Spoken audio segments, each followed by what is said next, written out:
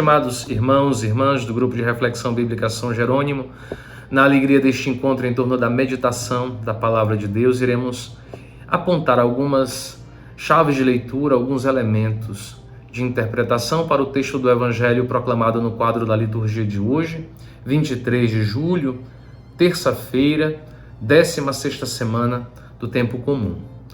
O texto que escutamos na liturgia situa-se no capítulo 12 do Evangelho de Mateus e nos narra a chegada dos parentes de Jesus, mãe e irmãos, os quais estão à sua procura.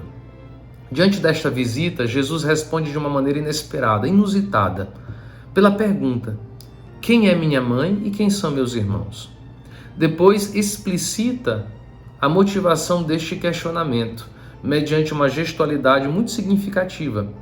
Estendendo a mão, Jesus expressa que sua família é feita sobretudo por aqueles e aquelas que fazem a vontade do Pai que está nos céus, e não apenas por meros laços de consanguinidade.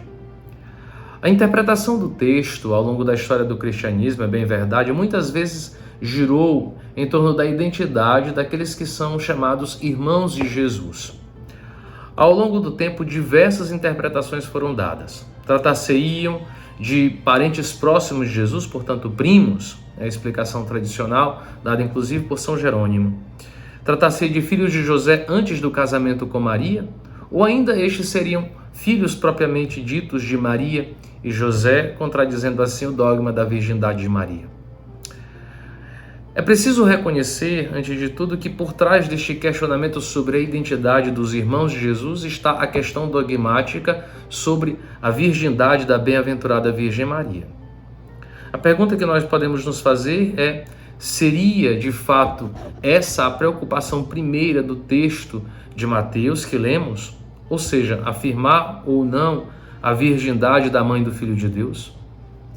Sem adentrar nas implicações das interpretações dadas e nas questões dogmáticas, lembremos apenas que Mateus é aquele que identifica Maria como virgem, ao reler o nascimento de Jesus à luz do texto de Isaías. Mateus o cita: eis que uma virgem conceberá e dará à luz um filho.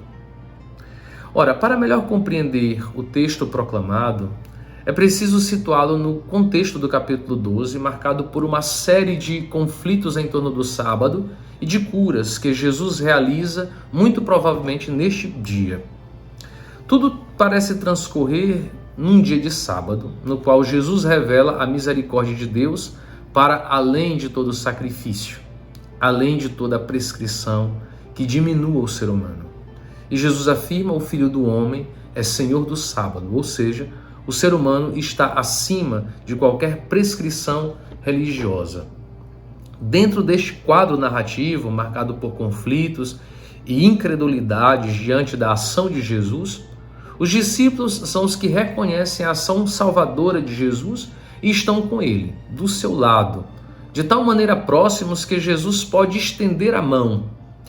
Neste sentido, é interessante notar a relação que é estabelecida no texto entre a mãe e irmãos que estão fora e os discípulos que estão tão próximos que Jesus pode estender a mão para eles, mesmo em meio à multidão. Assim, o gesto de Jesus de estender a mão não significa apenas um gesto de indicação, mas conota uma expressão de proximidade, de partilha de vida. Ora, tal proximidade e partilha de vida com Jesus não se restringem a uma questão espacial, está longe ou está perto.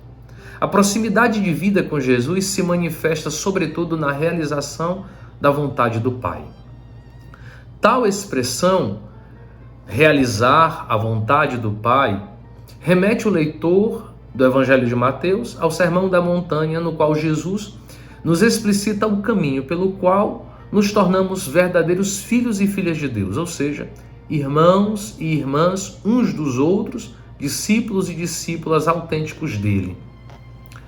O texto, portanto, tem a função de indicar quem são os verdadeiros discípulos e discípulas de Jesus, os que fazem parte de sua família para além dos laços sanguíneos. Trata-se, portanto, de nos tornarmos verdadeiros discípulos de Jesus, vivendo o seu estilo de vida na busca sincera de realização da vontade do Pai, por meio da prática de uma justiça que promove a vida, gera liberdade e que resgata a pessoa das correntes da morte. Assim, no quadro da liturgia de hoje, podemos escutar, a partir do Evangelho, o eco da proclamação do profeta Miqueias na primeira leitura.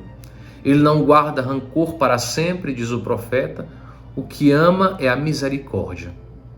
Sejamos sinais de misericórdia como discípulos e discípulas de Jesus.